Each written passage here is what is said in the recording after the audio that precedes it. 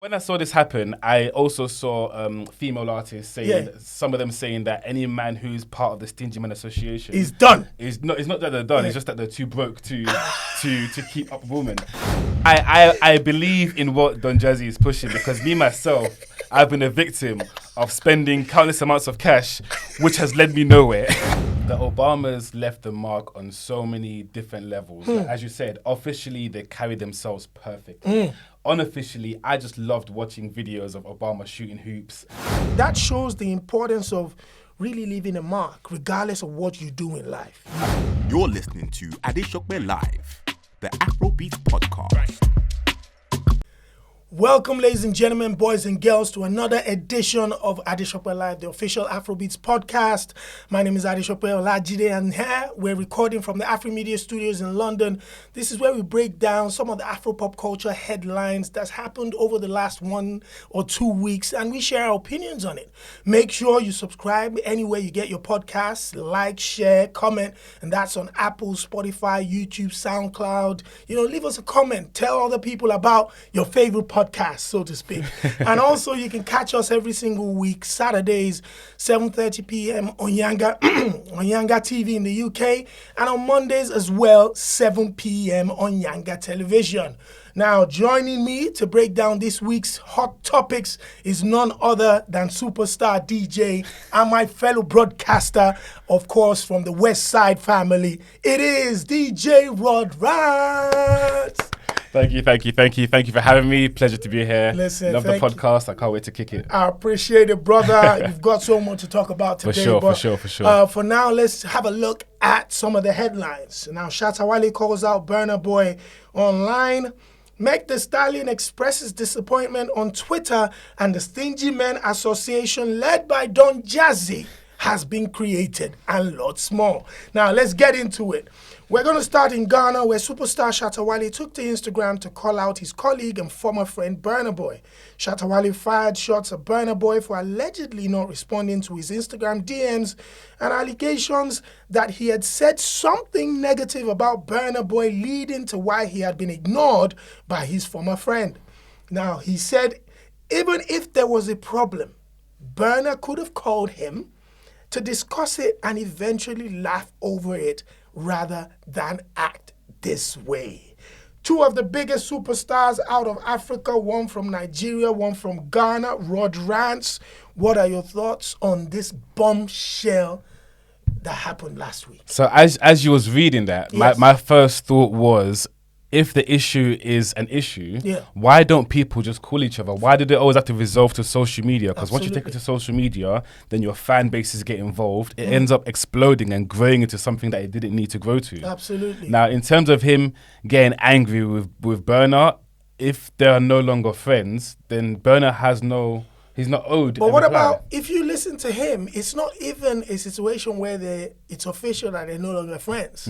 It's just a situation where he feels that perhaps he's been cut off by his friend. Now, a little backstory to the BurnaBoy ShattaWale friendship. They used to be really close. Yeah. If you listen to the African Giant album, Yeah. there are parts in that album where BurnaBoy was talking about my crew, the Shatta movement. Yeah. That's how tight they were. At the time, BurnaBoy went to Ghana, just leaving Nigeria that had a lot of stress or whatever, went to chill in Ghana, and he was staying with ShattaWale. Yeah. They had a collaboration that did well in Ghana at the time. So there was a perception within, the Afropop culture space that, Shatta held his brother down in Ghana when he needed space from Nigeria. So what Shatta was saying in that Instagram live was that, there's been rumors or allegations that perhaps ShattaWale had said something negative about the fact that when Burna was in Ghana and was staying with him, he almost heard that, people said that Shatta had said that, he was taking care of Burna and stuff like that. Because if you listen to the Instagram live, Shatta was like, I never ever said anything like you were, I was taking care of you, you were homeless, or you didn't have any clothes or whatever. So that gave me a feeling that somebody had put pepper and onion and a little sugar. I just mixed the stew. Mixed it up and passed it over to BurnaBoy. But where it got slightly uglier was when Shatta started to, swear, call him names. Yeah. Do you think can you come back from that? I feel like this is something, if they have mutual friends, if they have a circle that they are both connected to, this could have been resolved as a face-to-face. It did not need to go to social media, because I don't believe in getting the public involved with your drama, because the public aren't there to benefit you. They're not there for your benefit. Yeah. They just want to throw more pepper in the stew, put more to ginger, stir it up a little and bit. stir up. They Let's want get more drama. beef. Because once Shatta had done that, a lot of people were expecting almost like Burna to respond. Yeah. But Burna wasn't definitely going to respond, especially in recent times. The way he's dealt with these type of issues is, listen, man, I'm just going to take it off social media and not add a little bit more fuel to it. For me, I think it's disappointing, because BurnaBoy and ShattaWale are two of the biggest superstars we have out of Africa. Their friendship from Nigeria to Ghana also celebrated the unity that we want from those countries, through their eyes. Yes. And at the time when BurnaBoy popped off and instantly went, super duper big, and started to go back to Ghana, and we only saw collaborations with Manifest and everybody started thinking, like, what happened to the Shatta movement, who was your boy in the past? So it shows with this explosive Instagram live that ShattaWale has done, that the problem has been there for quite a while now. It's probably like 2 years since African Giant, to be honest with you. Would you say that maybe Shatta feels a sense of jealousy, that maybe it's perhaps Burna's gone ahead of him? I don't think so. I think he will feel a sense of hurt that his brother, when you're winning, Davido gave an interview to Ebuka, and while speaking about this whole Burna situation, he said that, why are we beefing? We're supposed to be running this whole thing together. And I think, as friends, maybe that's one of the feelings that Shatta had, because Shatta also mentioned the fact that he sent DMs to Burna and he never responded. Now, that will get your back up, like your friend, like yo, will get your blood boiling. What's going on? So I think as friends, that would hurt. The fact that we used to run this thing together, and all of a sudden, man, you're moving, and he's moving too. Shatta too is moving, so is David. Everybody's moving, but they probably would love the brotherhood to continue. And even if they would, I actually believe in what you said. There should be a way to get this sorted out without the Instagram live, bringing fans, face to face. Because the Nigerian fans instantly, these are fans that if you go into the previous comments, they were probably shading Burna against Wiz or David. But the minute it was ShattaWale and Burna, everybody fell in line in Burna's position, in Burna's corner, like, where should be this Shatta movement? So instantly, everybody starts to take sides, and that makes it difficult, man. And I would love to see a flying BurnaBoy collaborate with a flying ShattaWale. I think you have to remember, ShattaWale had one of the biggest records of 2019, King Already. Already with Beyonce, for sure. It's almost impossible to top that. But the thing is, when it comes to collaborations and labels, when labels are involved, obviously because of the trajectory and the endorsements and the labels that Burna is with, even if he wants to do a song and put it out with Shatta, if the label blocks that, Burna can't do nothing about that. So it's not necessarily 100% down to BurnaBoy. His label's got to approve it. There's so much more red tape now that he now needs to go through because of where he is now. So we don't know. There might be there most likely will be a few songs that they've recorded when they were coming up together that just haven't been released. And although they want to release, no relationship unless it gets leaked, the label's not allowing it. And there's no relationship to even make that happen anymore. Exactly. Man, that's sad, But anyway, over to Nigeria, where a trend has jokingly started on social media with the likes of Don Jazzy championing the movement called the Stingy Men Association. Now, this is supposed to be a group of men who have decided to refrain from spending money unnecessarily on their ladies.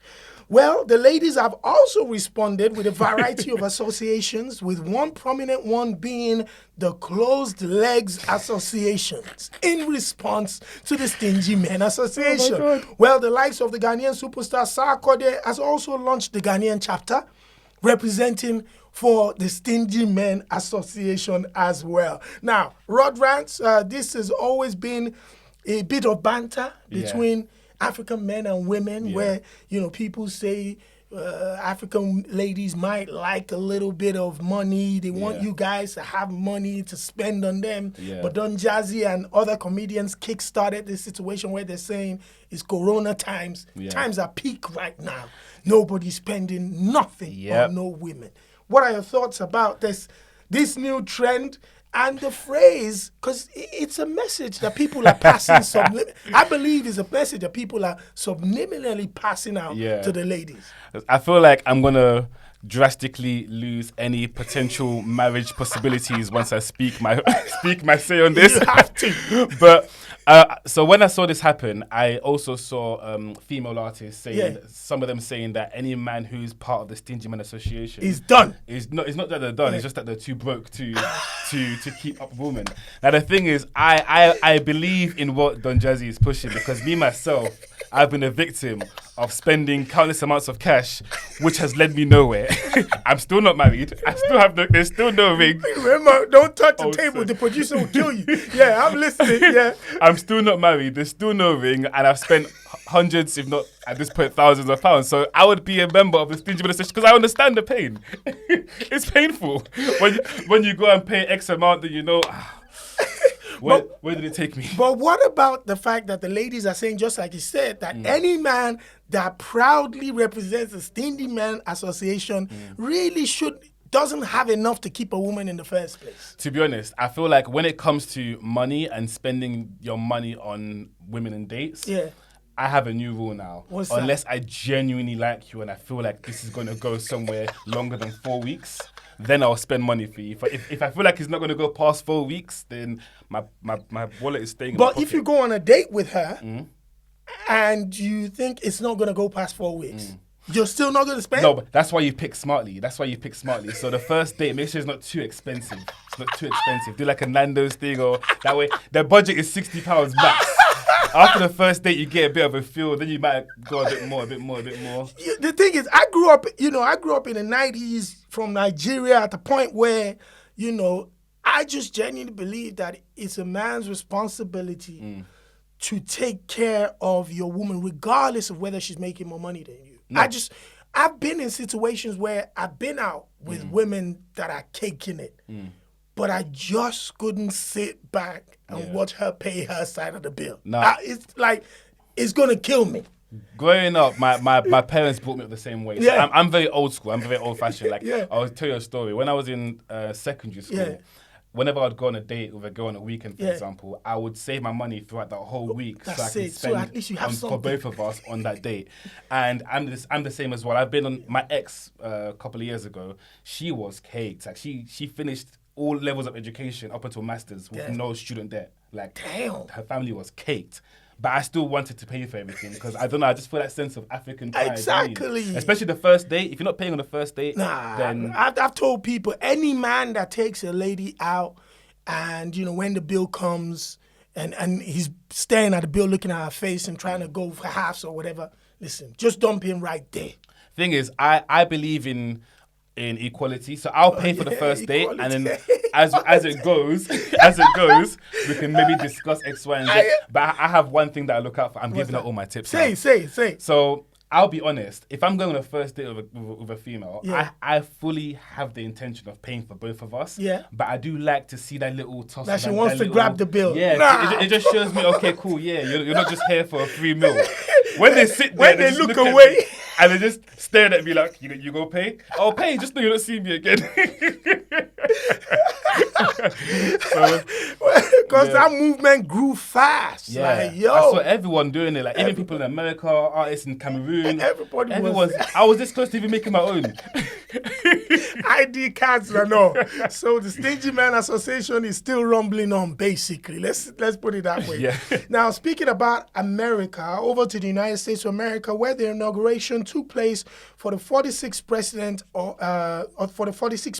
in Joe Biden and Vice President Kamala Harris, becoming the first woman vice president in the States. Yeah. Now, due to coronavirus restrictions, due coronavirus restrictions, the ceremony wasn't open to the public. However, it was attended by celebrities such as J-Lo, Lady Gaga, and of course the fantastic young poet who was one of the stars of the show. Shay needs to find me her name. Check that on Google for me, brother. Now, speaking of the star of the show, Yes. it was none other than former First Lady of the United States of America, Michelle Obama, who walked in hand in hand with former President Barack Obama. Yeah. All eyes were fixed on the former First Lady, whose outfit was incredible, Oh, my God. and her carriage set social media alight. You know, their brief appearance reminded the world what we had missed about, and the hugely popular couple enjoyed a couple moments in the public eye. What you say? Amanda Gorman is the young poet that absolutely smashed her session at the inauguration. She was absolutely brilliant. Let's talk about Michelle Obama, please. Michelle Obama. Every time I speak about American presidents, I always say one thing. The only one I will ever truly acknowledge are the Obamas. After the Obamas, I need to see what you're going to do. Because the thing is, a lot of British people might believe that although it's in America, it doesn't concern them.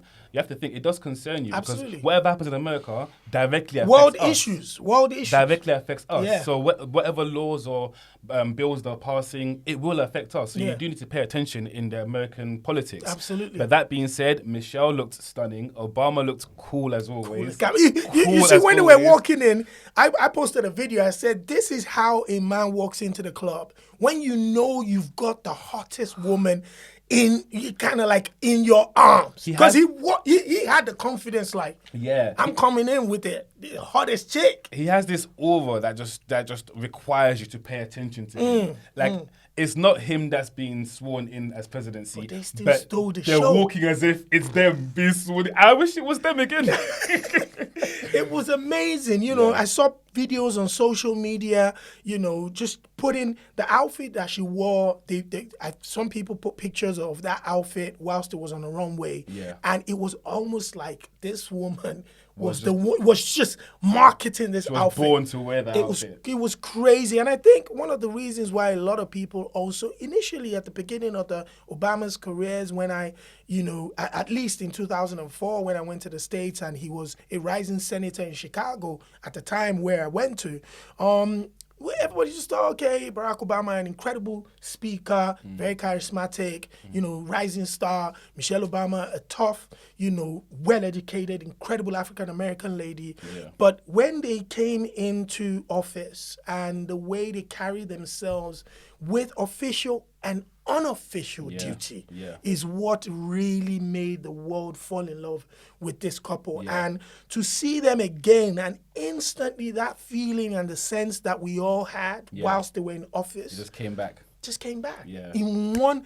20-second video. Yeah. That shows the importance of really leaving a mark, regardless of what you do in life. You have to leave a mark. The Obamas left the mark on so many different levels. Like, as you said, officially, they carry themselves perfectly. Unofficially, I just loved watching videos of Obama shooting hoops, or he's running around with his girls, playing around with the dogs. Or shaking a black man or something. He had a different way. He has an aura that when you see him, you have to pay attention. You cannot ignore this man. Absolutely. This is probably, I would say, one of the greatest men to ever walk this earth. Absolutely, That is my opinion. And I about think, I think that the popularity of the Obamas and Barack Obama also rubbed up on the new president, Joe Biden, because he was the vice president of Barack Obama back in the day. Yeah. So that popularity of his friendship with Barack Obama and the way they really rocked as a family also rubbed up on him. And hopefully it's going to be a part of his leadership going forward the next 4 years. And what about Vice President Kamala Harris? That's another mixed heritage, Black, Asian, woman, vice president of the United States of America. She's also been seen in outfits where she carries it with a little bit of swag as well. I think it's a black thing, isn't it? You have a little bit of black in you. I feel like I have to agree with that statement. Like my mom's the same. Like whatever she wears, it's just elegance. That's the word, elegance. It's the physical and not the physical. Yeah. You can tell that this person is confident. They're proud of who they are. They know where they're from. They know what they stand for. Absolutely. They know what they want from the people. Absolutely, man. That's amazing, and it was really nice to see. Now, what's up, my people? My name is ShattaWale, the AKA Shops, AKA the Energy God, and I'm officially on Fanbiz. Now, Fanbiz is a partner of ShattaWale, the official Afrobeats Podcast. So you can hit me up on there if you have any questions about getting into the music industry, about the Afrobeats culture, and I'll specifically speak to you.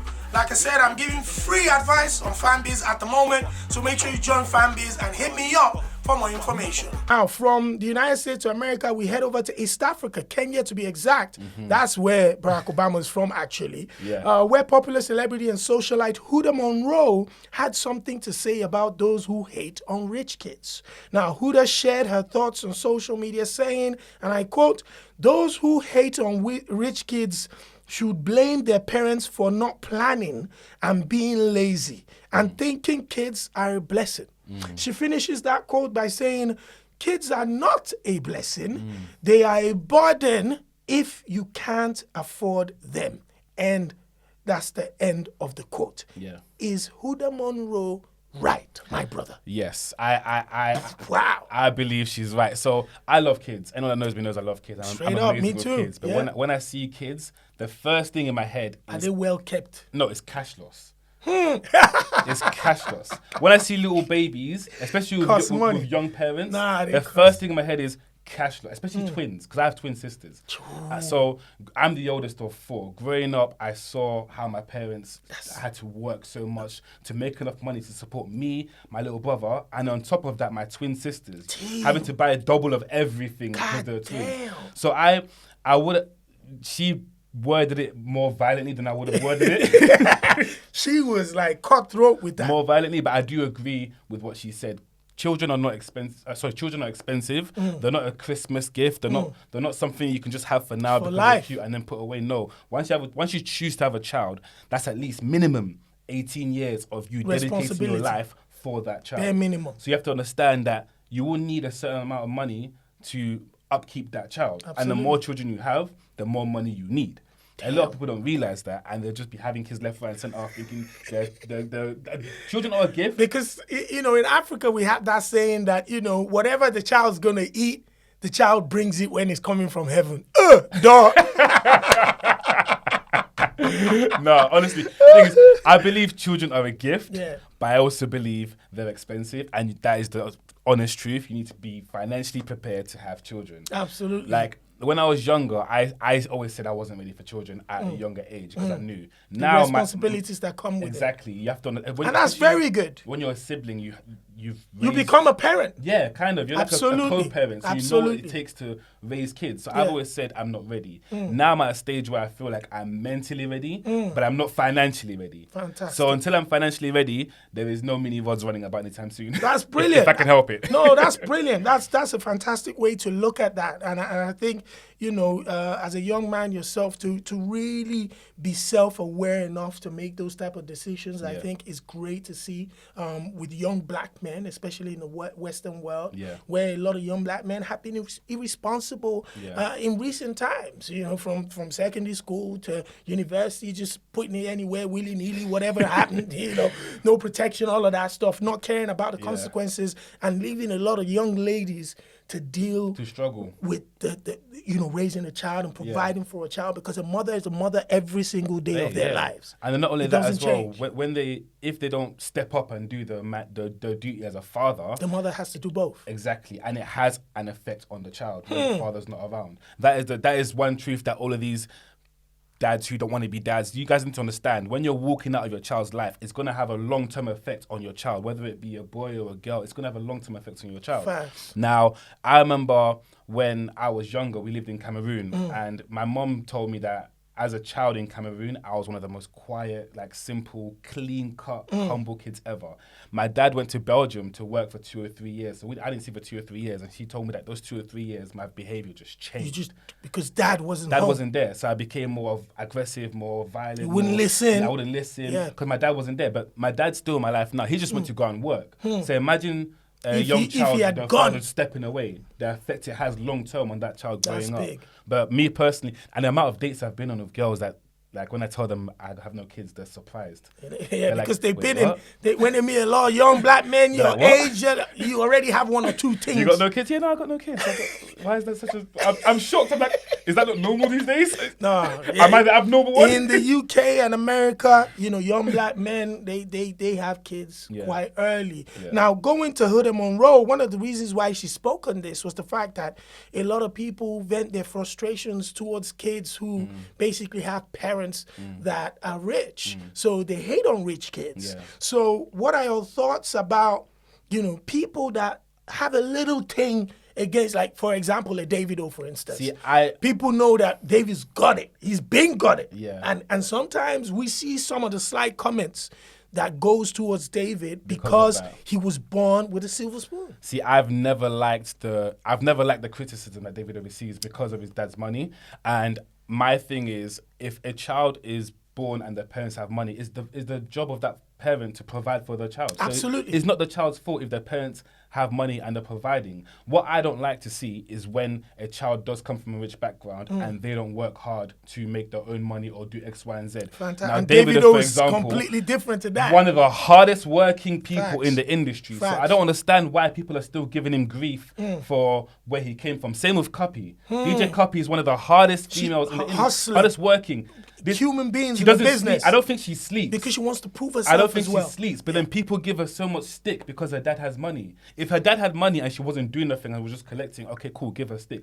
But this girl works non-stop. Absolutely. I completely agree. And despite all the criticism, she just keeps going. She Yeah. keeps pushing. But I don't think that the criticism that her and Davido receive is fair because they've pruned their hard workers. They're not sitting around with that silver spoon in their mouth. That silver spoon, they took it out themselves And they started looking. and they started looking for their own food. So so I understand where she's coming from, and I agree with her on that sense. Absolutely. That's brilliant. And that's true. I don't think I have any rebuttal on that at all. Now, over to the United States of America, as rap superstar Megan Thee Stallion rants on Twitter as it was falsely reported that she had dropped charges against Tory Lanez. Now, late on Thursday, internet went into a frenzy with the false reports, and it triggered the rapper who spoke about the fake support for black women on social media, as people are quick to say her story about being allegedly shot by Tory Lanez was all lies. Now, the rapper spoke about her loss with both parents passing on, leaving her with trauma she was still dealing with, and to see the continuous disbelief on social media to her experience is hurtful. She says she can't wait for the truth to come out once she has a day in court and watch people eat their words.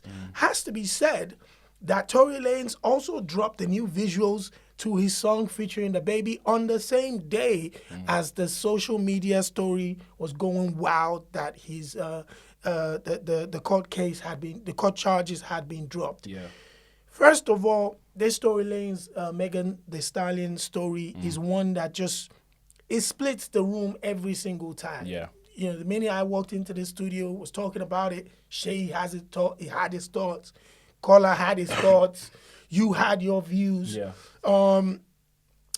What are your thoughts on that situation, first of all? So that situation is a bit of a tricky one because Yes. I'll be honest, I'm a feminist. Growing up with sisters and Facts. my mom being the way she is, I'm a feminist. We ain't got a choice.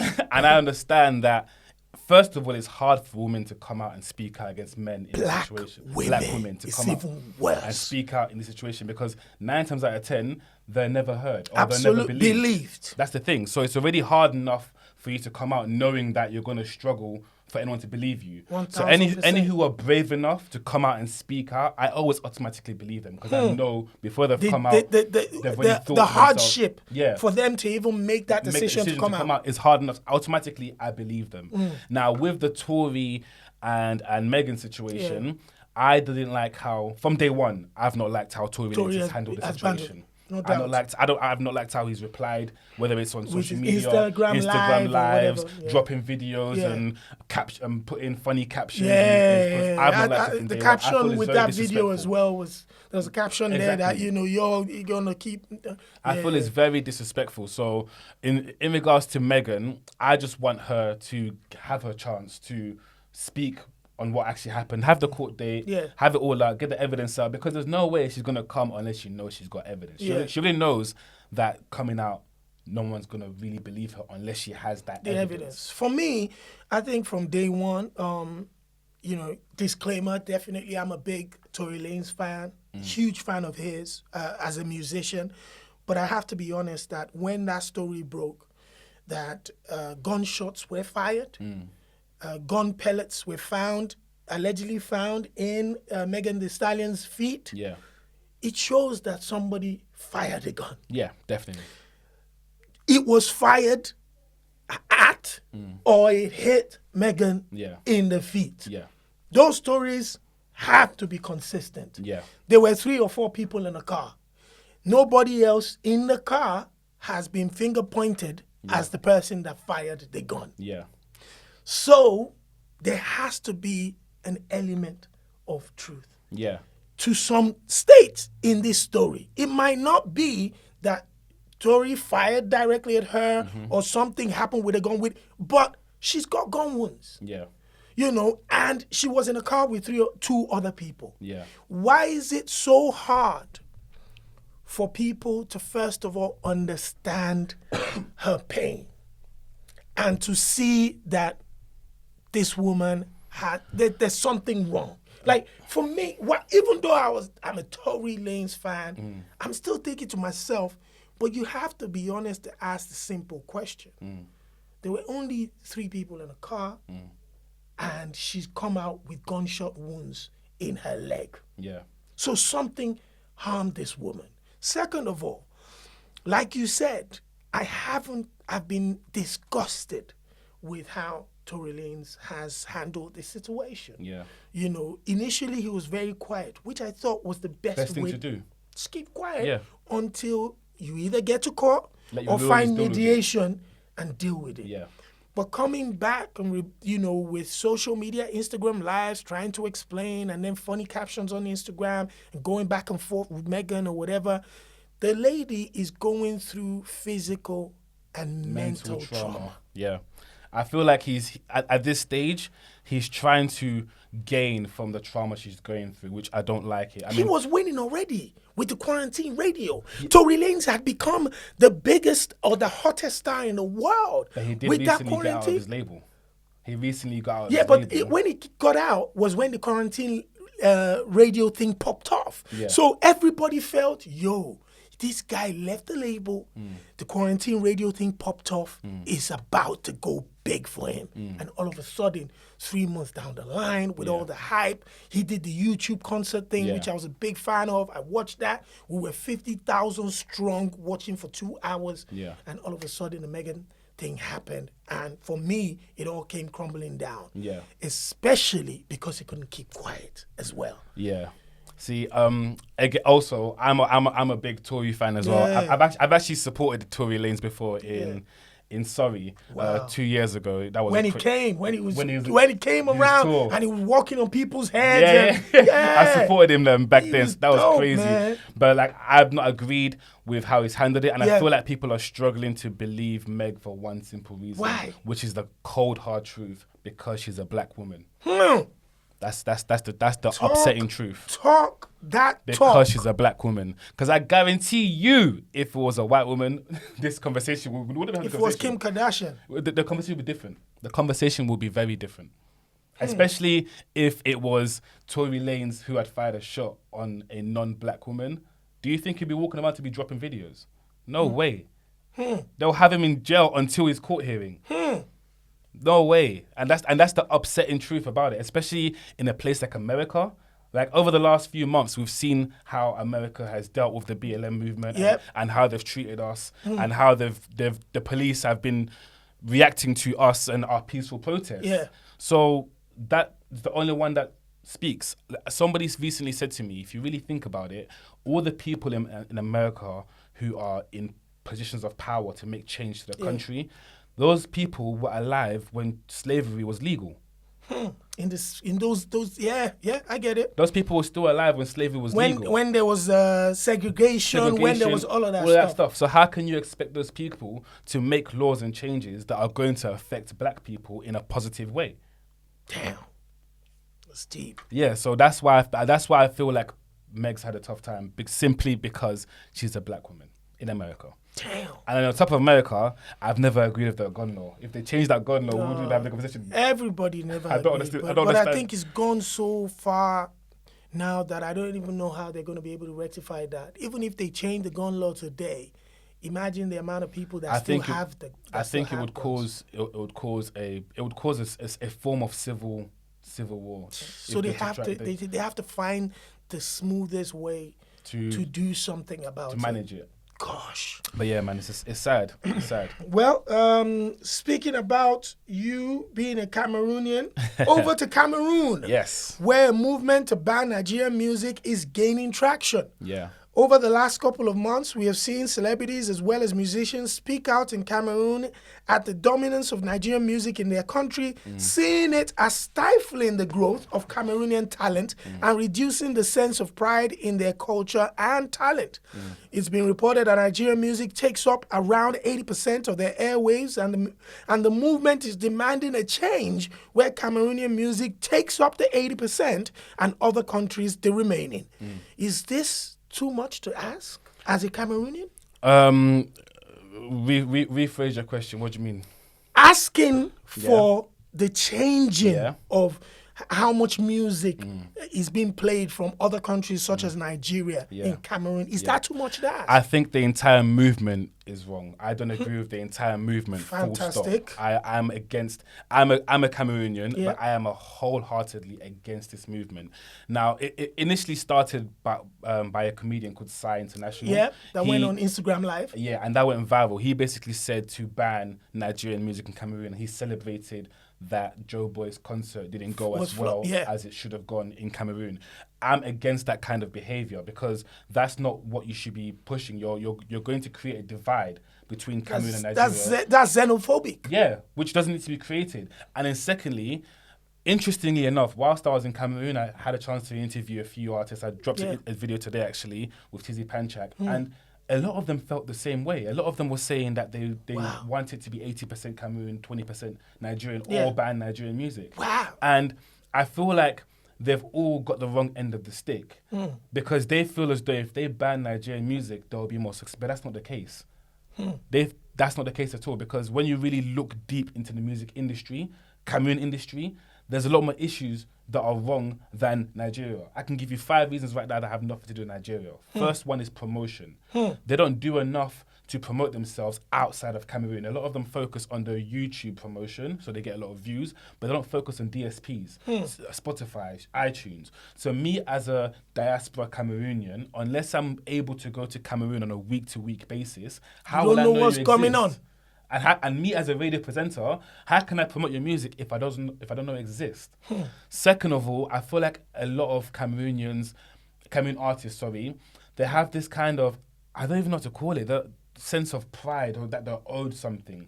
For example, during this lockdown period, everything has changed. Everything's gone virtual. We've been doing interviews virtually on Zoom and Zoom, X, Y, and Z. Instagram. I've reached out to multiple people. Like we've interviewed Niniola on Zoom. We've done Olakira. We've done Yemi Alade, Kiss Daniel. The list goes on. Fireboy and Timaya. The list goes on. I've reached out to multiple Cameroonians prior to me going to Cameroon. Not a single one has replied. Wow. Me as a presenter, I've come to say, look, I want to interview you and push your music, and you're not replying to my message. And they've seen it. They've seen it. Instagram tells me when you've seen my thing, I can tell you. And the funny thing is, because Rod Rance and myself, we're both colleagues. Rod Rance is on Westside Radio every Wednesday between 9 p.m. and 11 p.m. I'm on the Beat London 103.6 FM between 7 and 9. And we work together. We share music together. I've always been on your neck saying, I want the Cameroon music. I've been on your neck for time, and you're always saying, "Yo, I ain't got it because they're not sending it to me." Exactly. That's the thing. Like, they make it very difficult to connect with them. The ones that you do have. So I've recently sent you Fish and Averages. I love it. That's because those guys made it accessible to me. I love it. Which allowed me to make it accessible to you. Absolutely. But if they're not accessible to me as a Cameroonian who's trying to push them in Europe, then how are they expecting to break the European market? But the other thing is, if you look at the flip side, is a lot of countries like France and Nigeria, I'll speak from Nigeria now. In the 90s and the 80s, growing up in Nigeria, we listened to a lot of hip-hop and R&B and American music. Foreign music was dominating the airwaves, and the only local content was pretty much traditional stuff like Fuji, Juju, and you have the high life and stuff. The pop acts were struggling to get on TV and radio. But in the late 90s into early 2000s, shout outs to legends like Idris Abdul Karim, who had stood up, and demanded that Nigerian artists and musicians were being paid the same amount of money that was offered to 50 Cent when he came to Nigeria to perform. And the same type of first-class treatment that 50 Cent got. Idris Abdul Karim requested it for Nigerian acts on the same bill too. So because of people like that who were very vocal and standing up for Nigerian music and pop acts to get what they're just due, the radio also, I think it just changed in the early 2000s where the percentage was stipulated by the government that it has to be maybe 60, 70% or whatever Nigerian content must be shared on radio. That's what led to the growth of the Afrobeats movement coming from Nigeria, where a lot of the artists started to get a lot of radio plays, started to get television plays, and became superstars that we all saw from outside of Nigeria. So looking at the Cameroonian angle, I think that question of demanding that much content from the locals being supported on radio and TV isn't too much. Perhaps the attitude and the way they're going about it, celebrating Joe Boy's loss and demanding them to stop buying Naira Marley's tickets and whatever, is starting to delve along the lines of xenophobia and stoke those fires. So I understand, I wholeheartedly have empathy and understand why they're making this demand. Now, what I feel is that, let's just say hypothetically, this did happen and it was 80% Cameroonian music being played.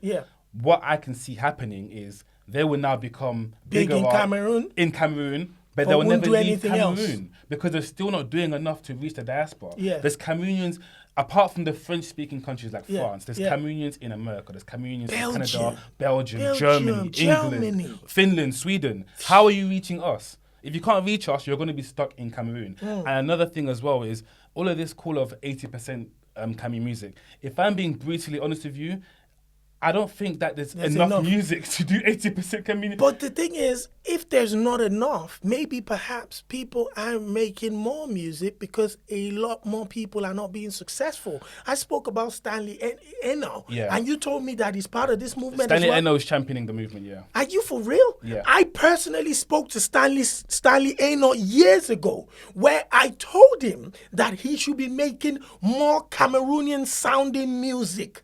To get across. And you know what he told me? He told me that he was part of the English-speaking side of Cameroon, and the Makossa type of thing was not his stuff. He was doing rap and doing stuff whilst trying to connect more with the likes of Ice Prince at the time and Davido at the time. But I still told him that, no, that is not your call. Do Cameroonian music that we know. Be the face of that. Use your own international friendships and relationships to come and champion the Cameroonian sound. Make the Cameroonians around the world proud of that. So I see a hypocritical what Stanley is doing right now. Now, I understand what you're saying, but the thing is, let me try and explain what Stanley was saying more. So as you said, you like to want him to be Cameroonian music. The issue is There's two Cameroons. Yeah, okay. That's the thing that a lot of people don't realize. There's not one Cameroon. There's two Cameroons. You have the Francophone Cameroon and the Anglophone Cameroon. The Francophone Cameroon is 80% of our population. Anglophone Cameroon is 20% of our population. So what he was saying as an Anglophone artist, a lot of artists, even Tizzy Panchak, I interviewed him. If you guys watch the video, it's on our YouTube Affiliation show. He said it himself. Anglophone artists work the hardest but get the least results. Francophone artists work the least, get the most results because of the population. Exactly. Now, a lot of Anglophone artists feel like they have to incorporate French in their music, otherwise it will not go past that 20% of Cameroon. Absolutely. And because a lot of them can't speak French, they rather not do it than force it. And they align more with the English side of Nigeria. Exactly. So that's why it ends up, that's when they end up doing more collabs with Nigeria or English-speaking countries, or trying to blow in those countries, because they can't force the French, otherwise it will sound forced. And they can't just stick to what they know, because it won't go past the 20% of Cameroon. Really and truly, Cameroon is a bilingual country, but it is split into two parts. There's the French part, there's the English part. I'm half and half. I'm half French, half English, and having been there, a lot of our biggest artists are from the English part. Stanley Eno's from the English part. Because he's gone out. Yeah, Tizzy Panchak is from the English part coming. A lot of our biggest artists are Anglophones. But because of this Anglophone crisis that's not kicked off 2016, they've had to move from the English parts and move to the French parts. Because even before the Anglophone crisis really kicked off, it's always been there, like underlined. It's always been there. So that's always kind of, exactly, it's always held them back.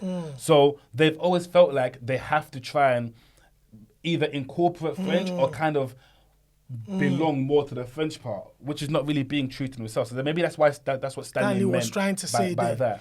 Well, I get it, but once again, we want to use this platform to call out to our Cameroonian brothers and sisters. We are one Africa, and let nothing, I repeat, nothing separate us. Stoking fires of xenophobia is a very dangerous thing to do. I don't agree with it. If there's a problem with the music, yes, demand that the government stipulates that more Cameroonian music must be played, more Cameroonian creatives must be supported. But the minute you start to really walk the lines of xenophobia, it becomes a big problem that we can see the likes that happened in places like South Africa. And we don't want that to happen. We want to continue to show people, because when people look at us, they don't think he's Cameroonian, they don't think I'm Nigerian. They just think we're black Africans. And that, to me, is more important than the individual identity that we try to carry up. Another thing as well, I want to add as well, like in terms of the Cameroon music industry, I feel like our artists need to do a lot more, not just in the promotion side. For example, if you take five Nigerian artists, your top five, no, not even your top five upcoming artists, and take our top 5 Cameroon artists. Those upcoming Nigerian artists in the calendar year, they have more music out, more content, more videos than our Cameroon artists. Since I've been back, I've always tried to promote Cameroon music anyway. But since I've been back, I've tried to do it this last 2 weeks. And I'm going to look for the artist music who I've spoken to recently. The last video was 3 months ago, 4 months ago. If you go on the social media, there's not really much promotion in terms of, okay, cool, there's new music, X, Y, and Z. And also, I've been told by a close friend of mine who's a dancer, a lot of the Cameroonian artists, they don't engage with their fans. They don't repost their fans. They don't show the love and respect to their fans that their fans deserve. Therefore, their fans don't push them. And this is a very important one. Facts. You need to start supporting each other. Cameroon artists do not support each other. The reason why most people think that I'm Nigerian when I meet them is because my ear is so to the ground in Nigerian music. The latest upcoming underground song I've played on the show, the day it came out, but I've never been to Nigeria. The reason why I'm able to do that is because the bigger artists that I follow, they have shared that artist and it's eventually reached me. Facts. So if you're not sharing each other's music, how are you going to reach people like me? Facts. Even when you are friends, even like let's say me and you are both coming in boys, you drop a new song. Just post it. Just post it. It's free. It doesn't cost you nothing. It shows support and it helps the community. I think we need master classes held in Cameroon in partnership with the music industry there, and just share a couple of tips that will help to empower the young up and coming artists, and also give the established artists a little bit more information on how to get their contents, particularly popping outside of Cameroon and really connecting with their fans and connecting with media personalities like me or yourself. Now, speaking about Nigeria, we're going over to Nigeria now, where a war was brewing on Twitter as Big Brother Nigeria 2020 winner Laycon was being compared to South African rapper Nasty C. Laycon, who had a huge following on social media and still has a huge following on social media, started trending worldwide alongside Nasty C. So I clicked into it and saw fans of the Big Brother winner asking fans on Twitter if they feel he was better than the Zulu man. It must be said that Laycon is also a credible rapper and musician who, I must confess, I have not really checked out his content that deeply. So I won't really judge about him personally. However, the comparison to Rhyme Master Nasty C, what are your thoughts about that comparison? I feel like disrespectful. Straight up disrespectful. Like, disrespectful. I appreciate people who have confidence in their craft, but there's a fine line between confidence and arrogance. And I feel like in that kind of action, it's just straight up. The fans 100% were just disrespectful. Because Nasty C Nasty C is a South African rhyme master. He's a young man who we've seen clips of him spitting bars from as far back as when he was like 14, 12 years old or something like that. This guy is one of the most incredible talents that I have seen. You know, I've watched him perform in London. I've watched him perform in Berlin. I've watched his documentaries. He's got documentaries on Netflix you can go and check out. He's got one on Apple. Zulu Man in Tokyo is on Netflix. And he's got another one on Apple. Go check that out. He has had hit records. This guy has gone to some of the biggest stages in the United States of America, like Sway in the Morning, Hot 97, where he dropped freestyles and matched any American rapper that's out there. This brother is ridiculous. Yes. So when I saw, again, I know my Nigerian fans and everybody were, Laycon. Please don't do that. Yeah. You know, Laycon is a good young man who won a very tough competition from the Nigerian Big Brother house in 2020. An up-and-coming artist who definitely is a talented musician who's trying to get his feet wet in the music business. Yeah. But to compare him to somebody, although very young in Nasty C, that has been seasoned, established, and proven to be an incredible rhyme master. Yeah. I think it's disrespectful. 100%. So was it Laycon that made the post? To be honest with you, I think it was the fans that were fans. stoking it. Maybe Okay. Laycon dropped a freestyle or something, And the fans just piggybacked on it. It was 20,000 tweets in the UK. Damn. That's why I just clicked on my phone. I was like, what's this? Yeah. 20,000. And then when I clicked on it, I'm seeing all sorts of memes and stuff being posted. I'm like, The thing is, like, okay, so I've not heard a lot of Laycon's music, but his verse on the Nobody remix, for example, I thought it's dope. It was a really good It was verse. really good. It was a really good verse. Charlie at the back. Yeah, literally. I thought that remix was a dope. really good remix. That was a dope. It surprised me. Yeah, that was I did a not dope. expect Yeah, that. yeah. But for him to be calling out and saying that he's better than Nasty C, like, bro, relax. Relax. If it was him, he needs to relax. Relax. But if it wasn't him, the fans need to relax. Tell your fans to relax. Tell your fans to relax because there's levels to this. There's levels to this. I'm telling you, man. Now, from that, we go over to South Africa, where popular singer and actress Nandi Madida receives special thanks from Beyonce for her role in The Black is King. The entertainer who was one of the many Africans, but few South Africans creatives that featured in the groundbreaking project from Beyonce titled Black is King, shared a message on her Instagram story thanking Beyonce and her team for a special gift she received from the superstar. She had spoken highly in the past of Beyonce inspiring her during the course of making the project and how she got the call to participate in the self-directed project by Beyonce. Now, Nandi said she had signed an NDA like the rest of the creatives, but went ahead to share that she had been handpicked by Beyonce and Beyonce's insistence on her being part of the project as a whole was really groundbreaking. You know, the Black is King movie is out right now on Disney Plus, so you can go and stream that. First of all, Beyonce is the gift that keeps on giving, handing Nandi a special gift almost 2 years after they recorded the project. What does that say about the Queen Bee herself? It shows that, because So Beyonce's had a lot of stick recently over the last couple of months. Because people feel as though it was she's cultural taken appropriation. from, But something like that shows that she's appreciative of what they gave her in making that project. Facts. And it was 2 years ago, and she's still has that memory in her head of, okay, cool, I need to thank X, Y, and Z. Absolutely. That shows appreciation. That shows gratitude. Do you know what I mean? I can't fault Beyonce one tiny bit. Beyonce, in my eyes, Beyonce can do no wrong. And listen, man, it's difficult to criticize Beyonce for anything, especially when you think about some of the challenges that she's had to remember. She was pregnant whilst rehearsing and, getting ready for the historic performance she gave at Coachella. Yeah. This woman has had 3 kids or whatever and carried on working at the highest level that we've seen any entertainer perform. Yeah.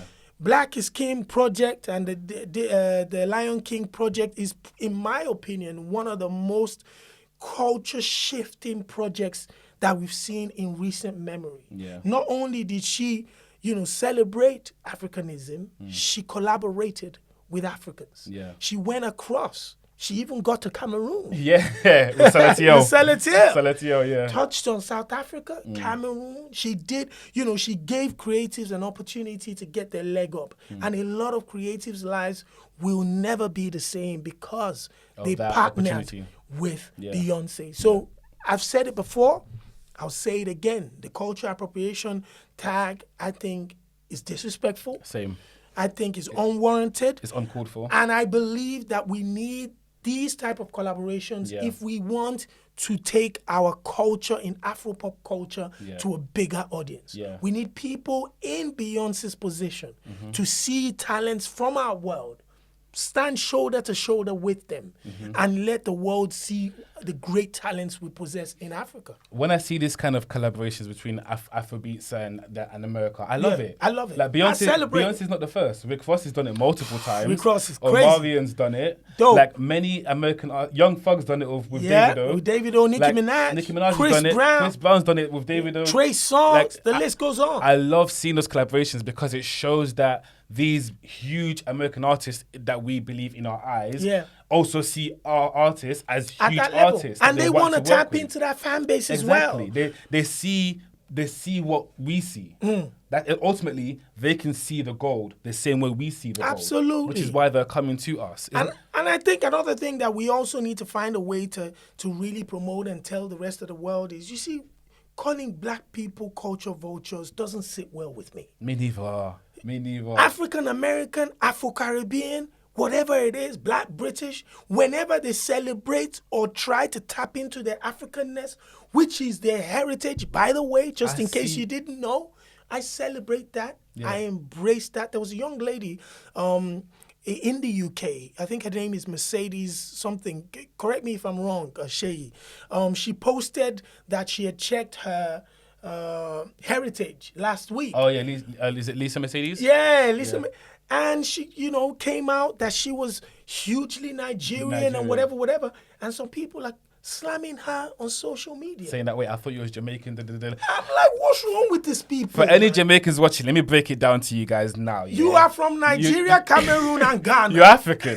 Before you was Jamaican, if you go deep enough, you are African. Cameroon, Nigeria, and Ghana. You are African. Even Togo, yes, you are African. There's a documentary on Netflix at the moment. I think it's the one by the Nigerian historian. Incredible documentary. I'll think of the name now before we leave. And that documentary really, even me, growing up back home and learning so much, the information that was on that documentary was something of a colony. Yeah, something of a colony. Bro, do you know that the amount of Nigerians that were shipped over as slaves to Barbados and Jamaica was huge. I think it was 6 million people. Damn. Slaves. Bro, that's so crazy. When they were talking about the numbers, I was like, what? In Jamaica and Barbados and Trinidad and Tobago, I'm like, raw. So that's where my brothers and sisters been all this time. If any Jamaican does a heritage test, you'll find out that Jamaica's not on your list of where you're from. You're from Nigeria, Cameroon, or Ghana. Literally. Just, so when people attack them and say, oh, you're culture appropriating and stuff, it doesn't sit well with me. Me neither. I think it is time that we remove the scales from our eyes and understand that finally we have the opportunity that our ancestors never had to connect with some of their long-lost family. Yeah. We're blessed in this time to be able to do that easily and freely. We should jump at every opportunity to do that. One thing that I'm grateful for in the time we're in now is not long ago that I remember that being African wasn't cool. Yeah. When I was in school, being African, I'll be honest, I remember I was in year 7, I just started secondary school. And I told people I was Jamaican just to avoid getting beats because I was African. Being African wasn't cool. Yeah. But now being African is cool. It's So if anyone wants to reconnect to their African roots, please do. I appreciate that. Please do. I've recently gone back myself because I want to make my roots stronger. Facts. And I intend to go back more and more and more. Yeah. Don't be surprised if I move back home.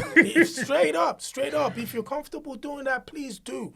So we want more people from Barbados, Jamaica, Trinidad and Tobago, America, the UK to connect with their heritage, which is back home. Now, speaking about America again, over to the United States of America, where popular music manager and mental health awareness campaigner T. Bills was responding to trolls who made comments on his page asking him to shave his armpits. Yeah. Now, in a previous picture posted with one of his adorable kids, T. Bills can be seen lifting his hands up, revealing a bit of hair under his armpits, and that got his followers to message him asking for that to be shaved. In another post, T. Bills said he wasn't shaving his armpits playfully, ending with the hashtag saying, "Real men don't shave." Now, full disclosure, T. Bills is a brother of mine, a huge Laker fan who always encourages me when I don't believe that Lakers might be getting over the hump, especially last year. But you've got to shave your armpits, bro. Come on, Jigga. I believe as a man, you've got to cut your nails and you have to shave your armpits. Yeah. It's a guarantee. What are your thoughts? So I saw the picture. Yeah. First of all, it wasn't even that deep. It wasn't that deep. It's not even It was just a little bit. It was a little bit. It wasn't even that deep. I know. No, but I agree with you. I feel like as a man, you need to take care of yourself. Yeah. I do a lot of grooming myself. It's a big industry now. Obviously, it's lockdown, so my hair's a bit crazy.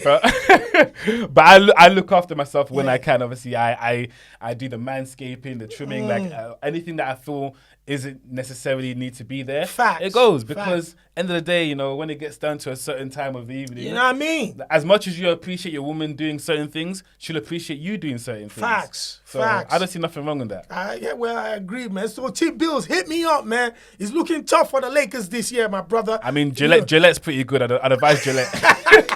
Yeah, Gillette's pretty good. Gillette's pretty good. Just a free plug, you know.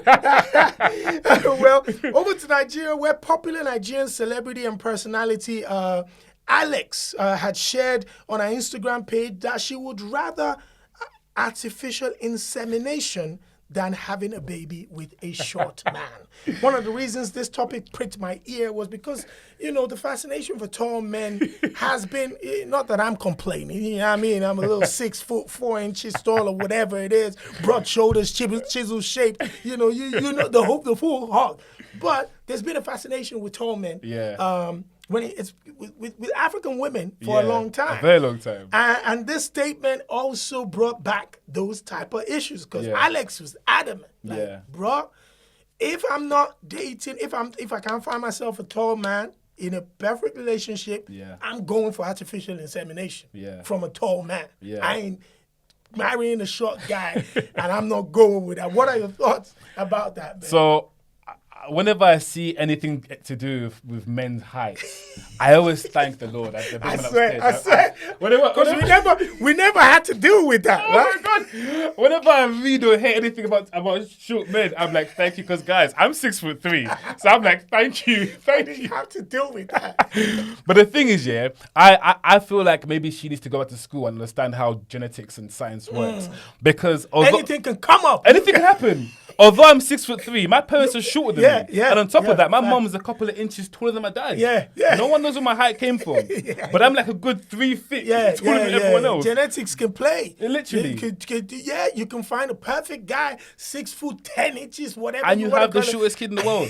It doesn't work like that. You don't know what you're gonna get. You just take what the big man gives you. That's how it works. But what about this question though? People ask me, they've asked me in the past, like ladies have asked me, like, oh, as a tall guy, am I attracted to taller women or shorter women? I think judging by my history, which is not that bad to be honest, but I find shorter women more attractive. Really? I swear down.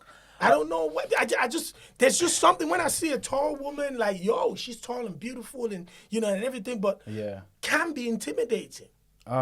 See, I've never, because I'm tall, Yeah. I've never dated anyone that's taller than me.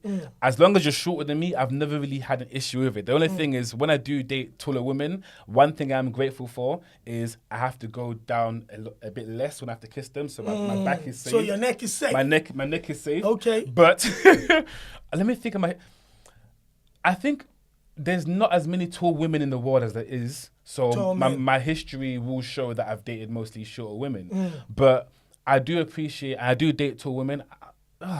They have the benefits. Both of them have the both of them have the pros and cons. When you're walking around, just like you saw the incredible Barack Obama alongside Michelle, they were kind of like matching in height. Yeah. And that stride into the room even looked more elegant because of the fact that both of them were a certain type of height. And would that have worked if she was like 5'5" and he was like 6'4"? That's a very good point. That, maybe people wouldn't have felt that the presence that they commanded walking into the room was that deep. Another thing is, I don't think men are that hung up on the whole height. Nah, man. Because I've seen short guys move to girls that are way taller than them. Short guys are the worst. They move to anybody. Confidence.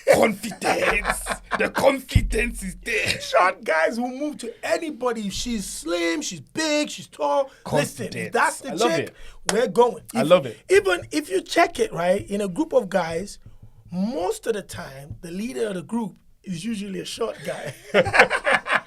If you check it, most of the crew, the person the shortest is the one that's normally calling the ready. shots. Yeah. No, I mean, I understand why she wants a tall guy, but sis, like, let's be real. End of the day, as the person in the video said, give love a chance. My mum gave my dad a chance. My mum was taller than my dad. I came out. I'm taller than both of them. So you never know. You never know. You never know. Now, getting closer to the end, now is a brand new segment, and this is where we review or recommend some of the latest Afropop culture contents that we are sure that you, the listeners and the viewers, would love. What are your top 3 content, songs, movies, whatever it is that you'd like to share with the Afrobeats Podcast listeners or viewers that they should go check out? Yeah, sure. So having come back from Cameroon recently, of course, my recommendations will be Cameroonian. Absolutely. Now, one artist that I've been following for a couple of months now, I'm tipping him as the next big thing to come out of Cameroon. Let's go. Avero. I've sent you a sent few me clips, stuff, I've sent you a few things. And the record's banging. I ain't gonna the lie. record's banging, the energy is banging, the dancing, the He's choreography, doing everything. Him and his dancers. I've seen that. He has the stage presence, he has the sound. Hungry. He's hungry for it. He gives you that raw DJ Arafat vibe. If you know DJ Arafat, you know how big he was. I can see Avero going just as big, if not bigger. That guy is talented on a different level. And he's doing the social media thing properly. He's hungry. He's replying to his fans. He's reposting his fans. He's showing us what he's up to. He's active on his socials. And he recently got verified by Instagram. Wow. I was following him before that. I think I followed him around 50 followers. He's now on 100k followers. That's good. With a verification. So That's good. I'm telling you now, Avero one to watch. Another one I would definitely say is Fish. Again, another Cameroon artist. Brilliant. I've sent you stuff now. I love it. The reason why I love Fish is that Fish is one of the most versatile Cameroon artists I've ever come across. Now, my issue with Cameroonian music sometimes is when the artists have a formula that works, they stick to that formula. So you're going to get 5 or 6 songs that sound the same.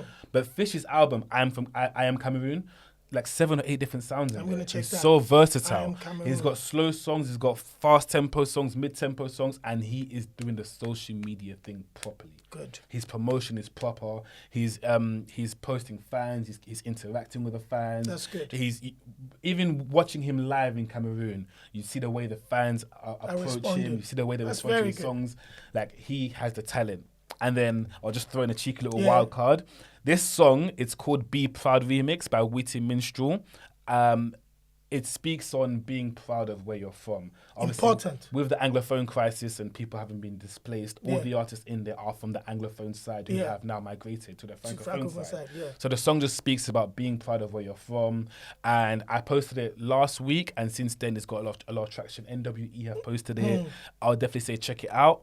Those That's are my amazing. top 3 recommendations. Amazing. I'm going to check that out, particularly the I Am Cameroon project. I love Fish. Yeah. And I'll be very, very interested in checking more music out from him. Yeah. Some of the content that's come out this week, 3 singles that I'm going to be picking for the viewers and the listeners to go check out. First one will be Bankuli featuring Notes. Bankuli was one of the collaborators with Beyonce on the on the Lion King project. Yep. He sang alongside Beyonce on 2 or 3 of the records, Find Your Way Back and the intro into the project itself, and another record.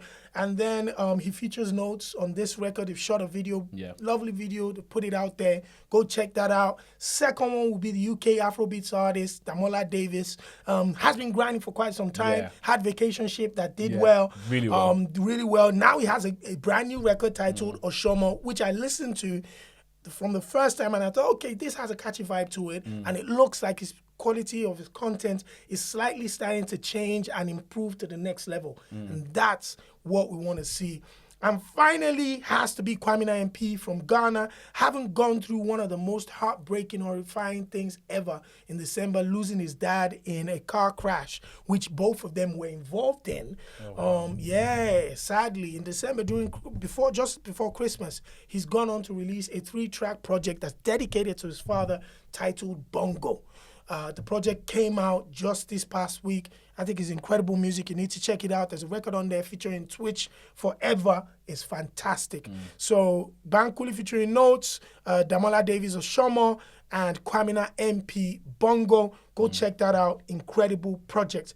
And we are finishing with this week's Shopsy Do's and Don'ts, where I'd like to ask you to do the following. Now, watch the brand new dance film by multi-talented dance choreographer and creative director Izzy Egbe. The popular Afro dance choreographer stylishly showcases her world-acclaimed talents whilst artistically telling her fascinating stories about her beloved Afro dance through colors, flowers, and amazing Afro dance routines. Izzy, as she is popularly known, has worked as either a creative director or a dance choreographer with some of the biggest Afrobeat stars in the world, creating captivating dance routines for music videos, social media dance videos, and generally raising awareness for the Afro pop culture as a whole. With the continuous impact of Afro dance on the growth of Afrobeats worldwide, it's imperative that we support other arms of the Afro pop culture, such as Afro dance. And Izzy is one of those talented creatives leading the charge. Now, so if I could ask you to do one thing today, it will be to make sure you watch Izzy Egbe's dance film, out now on YouTube. And for more information, check out her website, shop.izzyegbe.com. Amazing, amazing work. On that note, we end this episode of ShattaWale Live, the official Afrobeats podcast. Catch us every single week on all the platforms that you watch us on. Follow, like, share, comment. Instagram, from YouTube, Spotify, Apple, Soundcloud. The list goes on. Big shout outs to the incredible production team in the background. LM Media, Sheyi, Kola, the executive producer in his office, always drinking and enjoying life. And a big shout outs to Ayo Maurice and AfroScene TV for the continuous support as well. And to my guests in the building, Rod Rant. Thank you very much for coming through, man. We're going to have you again constantly on this platform. Very, very engaging thoughts. Thank you for having me, guys. And conversations. And until next time, from me and Rods, is peace. We out. Right.